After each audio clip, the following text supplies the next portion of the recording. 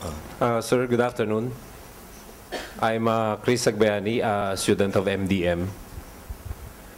Sir, in the globalization of the worldwide economy, multinational companies are transferring their operations in countries with cheaper labor, which is true for US multinational companies.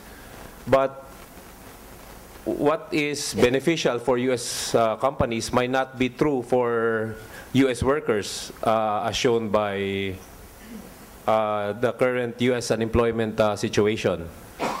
What do you think, sir, would the things that should be done for the US to maintain its current position as a leading economic power? Well, good question, because we're losing it. The multinational story, it is true, a lot of the multinational activity going abroad for relatively skilled but cheap labor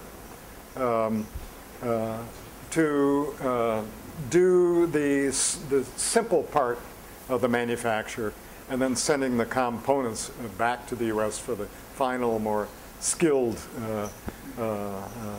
attention to it, actually creates more skilled jobs in the U.S. It may get rid of the unskilled jobs, but why should we want them in the U.S.? But of course, if I have an unskilled job, I may vote quite differently on this issue.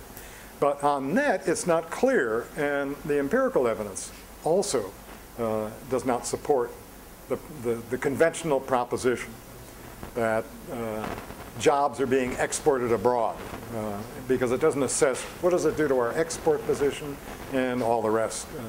And when those are explored, then that argument seems to disappear. So I don't think multinationals abroad is a source of American problems or the employment problem. First of all, right now, a lot of noise is being made about America losing jobs, and politicians should do that, of course, to get reelected, and newspapers will report what the politicians say. But if you have 2 years of a Great Depression, a Great Recession, that's the right word to use, right? If you have 2 years like that, for an economy which year in and year out is having labor productivity growth at 2% a year. Ever since 1776, the U.S. has had labor productivity growth rate of about 2% a year. Some bad years and good years, but about 2% a year. And that keeps going on during one of these recessions. So when the economy comes out of a recession, it's got to work harder to get up to now a more productive economy where there are fewer jobs.